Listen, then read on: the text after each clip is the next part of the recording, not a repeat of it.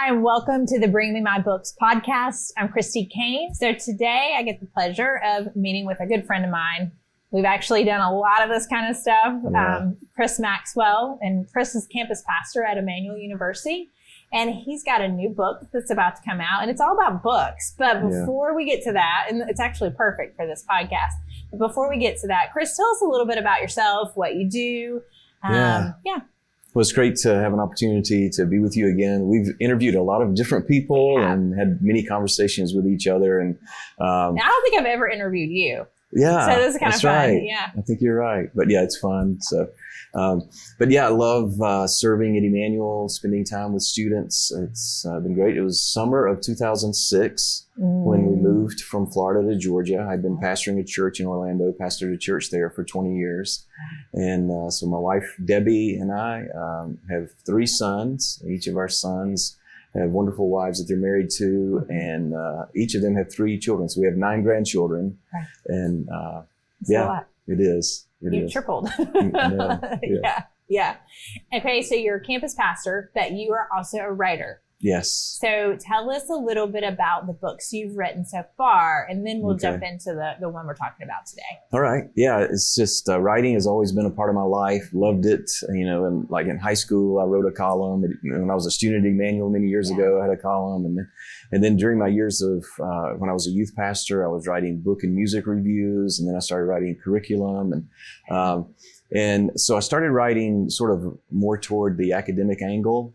And then with an illness that I had, it kind of took my mind a different direction, and my words became very different. My writing became different. Yeah. And so I wrote more devotional writing and writing just devotionals for a denomination that I was a part of at that time. And then I started writing more articles for magazines. And then I just had a desire to write books. And so I started putting book ideas together and had some rejection letters, of course. Yeah. But yeah, then I started writing, and it's hard to believe that this is my 12th book. Oh, I didn't realize it was 12. I knew it was a lot. Wow, that's a lot. That is a lot of books. It is. So this is, and then been the editor or ghostwriter. That means helping other people write their books for over 40 books of helping other people. And then I've had several chapters that I've written in other people's books also. So it's just, that's an honor, the importance of words. Words make such a difference. And to be able to take words that God brings your direction, and then you share them with others with the hope that they can make an impact, that those words will make an impact on the lives of others as they have you. So each of my books, they're different. The same me, but different emphasis, different points that we're making in the books. Yeah. Well, I think it would have been fun to have you on the podcast regardless of the book that you were writing. But the book that you're writing, or you finished writing it, right? You're in the final drafts. Yeah, as you're interviewing me, we're kind of, I'm just like, every time I look at it, the editors say, don't look at it anymore. You're going to make more changes. But it'll come out officially in October. October 1st is from the book. But I think it works especially well for this podcast. It's called Things We've Handed Down. Things We've Handed Down. Yeah. And it's about the books that have especially impacted you. Is that the how books you would that have impacted my life the most. Okay. And we're playing with that number 12. It's my 12th book. There are 12 chapters, and it's just kind of that biblical number 12. It's just important. And originally it was going to come out in December, but I was so far ahead in the writing process, and the publisher said, well, if you wait that long, it's not going to sell well. And so fall is a good time. But 12 is the number, and that was just important, and it was hard. Chrissy, it was so hard for me to select 12. I was gonna say, for somebody who loves books and words, to decide on a top 12 would be really difficult. Yeah, it was hard, and so I cheated a little bit because the intro and conclusion both use book titles also, so it's kind of 14, but 12 that we emphasize, and the importance of words and stories, and how they have changed my life, how I am who I am today because of those books. Yeah. Well, stories are life changing. Yeah. I don't think we think about it all the time. In fact, I was just having a conversation with some people, and we were talking about how important story is, but we'll get to that. So what I want to know is why this book? Because I know the kind of books that you've written, especially in the last few years, and this feels like It feels kind of like a turn, a shift for you. So what made you want to write this book? Yeah, that's a good question. And I'll be very honest with you about the answer. I just had this sense of, I want to write this book. What would I want my last book to be? Okay. The last book I write, what would I want it to be? Are you going to stop writing? I hope not. I hope I have more books after this. Okay. But if I don't, I want to end with it. I want this to be one of those that I made sure that I wrote. Okay. I didn't want to miss this opportunity. It was like, things we've handed down. What do I want to hand down? Yeah. I mean, it's like, I'm not young anymore. And I'm not one of those that's wishing I was young. Yeah. I'm fine being the age that I am. Uh-huh. I'm okay being who I am at this age. Yeah. But I want to make a positive difference in the lives of those who are younger. Yeah. How can I do that? I can take the things that have been handed down to me, words spoken, words written, and take those pages and those sentences and those nouns and verbs and pass those on to the younger generation. Yeah. Yeah, that's good. Well, when I think about this book, I think about someone who was basically a mentor to me while I was in graduate school. And we were talking about mentors in general. And she said, sometimes God didn't give me a living physical person to be my mentor. There were gaps in my life, and it felt like for her that when there were those gaps, that books filled the spots, and the authors of those books kind of mentored her. Yeah. Would you say that some of these books, were they like those authors kind of mentors to you? Yeah, wonderful comment. Great question. The answer is a definite yes. They've impacted me. And several of those authors of these books who have passed away didn't know me. Yeah. But some of those who are like famous and well known, I've had a wonderful opportunity to connect with them. And in letters that I've sent to them. The first chapter is disappointment with God. We didn't want to start with just kind of, it's like a smooth appetizer. Yeah. We go deep in the beginning because I was going through disappointment. Right. I'm writing this chapter about, I have been disappointed. I have several friends that have committed suicide. I'm not just going to say they died. We talk about it in the book. I mentioned they committed suicide. Yeah. And I'm having to do a funeral service of someone I care for after they ended their own life. What is that? That's disappointment. Yeah. And so I'm emailing Philip Yancey back and forth, and I'm like, hey, thank you again over the years, the conversations that we've had, and thank you for your book and your books. They've impacted my life. So I just sent him a rough draft, and he's like, oh, Chris, I love the way you've taken it, because again, the whole book could be sort of related to that first chapter, disappointment with God. We hear that phrase, disappointment with God, and to us, it means I'm disappointed at God. I'm disappointed with you, God, for what you have done. Right. But my angle, the angle that I take on chapter 1, disappointment with God, is, yes, I'm disappointed. God is with me. So the best way for me to deal with disappointment is with God. Yeah. So I'm dealing with disappointment, and God is with me, and God is with me through the books. Philip Yancey and I, we don't sit across the table from each other, but we do when I'm reading his book. Yeah. Yeah. And then in these other authors that have impacted my life, I haven't met many of them in person, but I have. Through their words, we are together. And I wake up in the morning and they're beside me. And before I go to bed at night, I'm reading their stories, and they are still speaking to me. Yeah.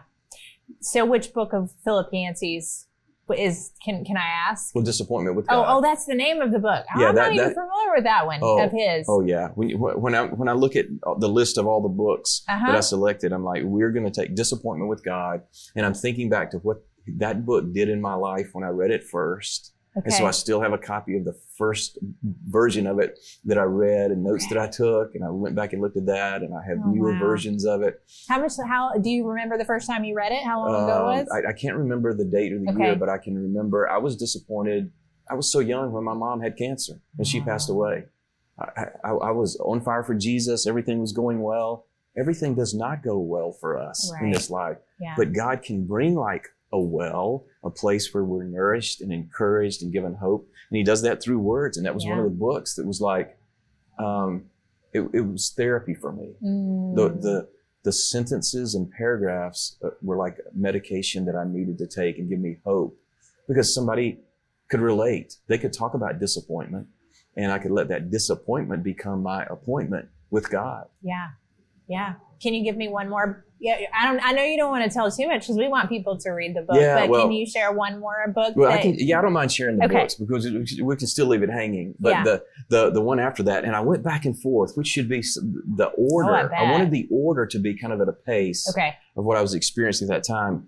But wounds are where light enters. Wounds are where light enters by Walter Wanderin. Oh, and an incredible writer, another one who's passed away, but an amazing writer. In fact, I don't know if you've read The Book of God, his novel based on Scripture. That's it was the first book that I read after the illness that I had, where I wasn't able to read and write for a while, and my brain was rewiring and learning. Why did I select such a thick book? Because it's like a novel. It's the Bible as a novel, the Book of God. And so his books really impacted my life. And this one, Wounds Are Where Light Enters, I was writing it back in December, and there's one story in there about taking the Christmas tree and taking the decorations out and putting it out. That's how life is. It's dark. It's winter. It's cold. But the light's coming. Yeah. The light is entering. And that's a good way to think about it, isn't it? That is a good way of thinking. Yeah. Yeah. And the chapter after that, Henry Nouwen, The Wounded Healer. Oh, yeah. So you go from my disappointment to the wounds, but now I'm the one healed. I'm wounded, but I'm healed, and I'm helping others find healing. Yeah. So that's sort of the pace and the rhythm we're going. Yeah. Okay. Yeah. Do you have a favorite chapter? Each one is different. After that, we go the Jerry Cook's book many years ago, Love, Acceptance, and Forgiveness. Okay, I believe those are 3 words. I'm not familiar with that author. That book just kind of spoke to me. It's like not a world of condemnation and hate and legalism and churchy stuff like this, but a church of love, acceptance, and forgiveness. So again, I take the chapter a different angle than he took the book. Yeah. And I make that clear, but and then one that many people have not read, Pilgrim at Tinker Creek.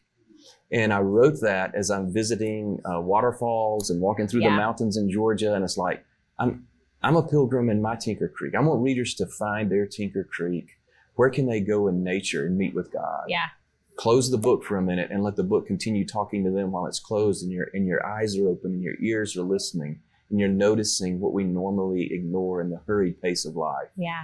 So that was Pilgrim at Tinker Creek, probably because of the impact it had on me personally when I first read it. But the one that I would have to say, other than disappointment with God, life is mostly edges. If I could just say, if Christy, if you have time to only read one chapter, read Life is Mostly Edges by Calvin Miller. Okay. He impacted my life. I say that in each one. I'm kind of repeating that they're phrase. Your top books, But when I read his books, The Singer, The Song, and The Finale, many years ago, the Gospel, the Book of Acts, and the Book of Revelation, those were his poetic stories on that. He just impacted me greatly. And then he and I connected over the years, and he wrote an endorsement for one of my other books. And I write about that, how what he wrote to me, what it was saying to me. And I had him scheduled to come and speak at Emmanuel. And then he passed away and was not able to come. But I can remember the time that he and I were together at a writers conference, and then a friend of mine sent me a note, and they were riding in the same transportation to the airport, and they saw him there, and he was reading one of my books. So that just made me feel encouraged. Oh, There's man. one of my favorite writers, and he's reading one of my books, and he wrote endorsements for me in the past. But him passed away. And then, of course, had to include C.S. Lewis, Surprised by Joy. Yeah. We're so happy you're here with us today. Now, a word from our sponsors, and then we'll be right back. Situated in Bluefield, West Virginia, the Hopewards Writers Conference seeks to equip and encourage their patrons to tell stories of hope. This year's conference will focus on the question of living between cultures and the unique potential it holds for creativity. The conference will offer many exciting guest author speakers this year, and can't wait to learn what God has been speaking into their lives. Come with us and help us tell stories of hope. LifeSprings Resources is committed to providing innovative learning resources for the local church. Our products reflect our commitment to the development of new and innovative ways to experience scriptural truth. Whether you're looking for material for your small group, need new curriculum for Sunday school, or you're just trying to stock up on church supplies, we've got you covered. Look for us online at lifespringsresources.com or call us at 1-800-541-1376, and our friendly customer service team will be happy to assist you.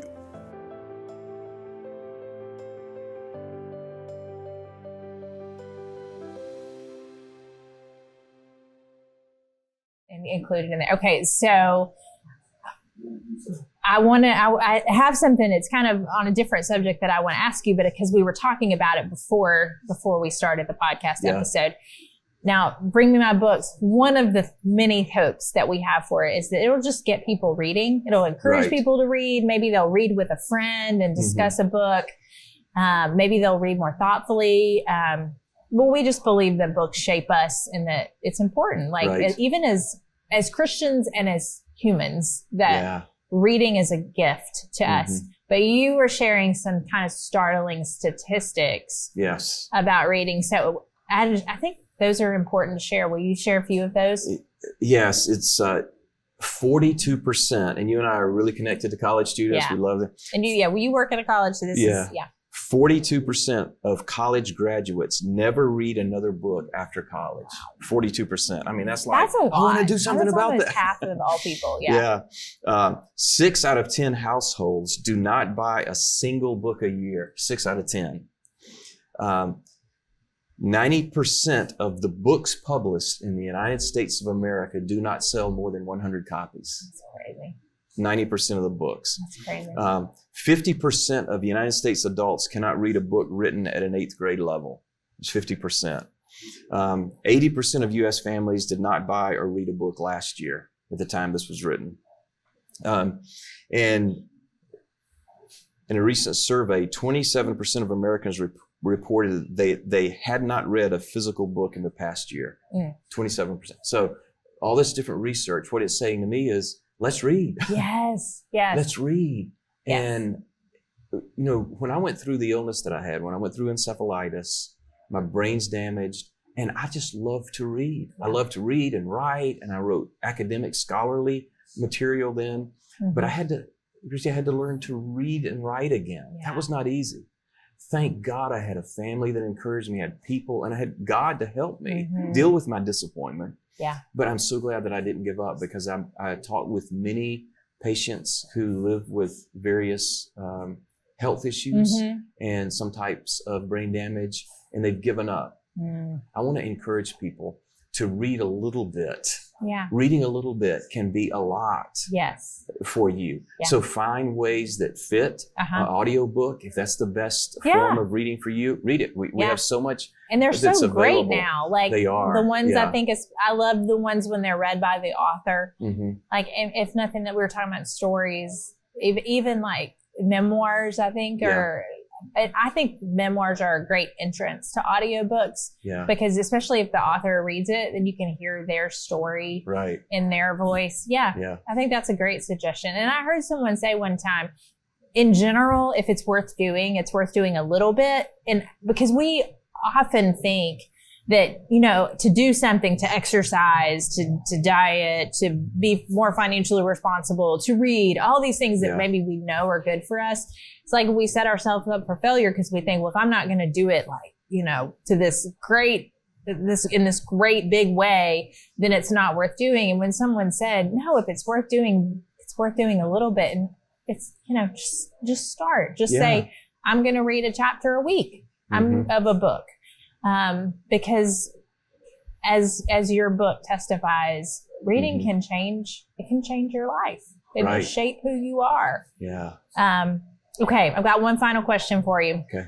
So this whole podcast, Bring Me My Books, we got the name from 2 Timothy 4:13 and Paul is, he's in prison, and so he's stuck where he is, and he tells Timothy, hey, will you bring me my cloak?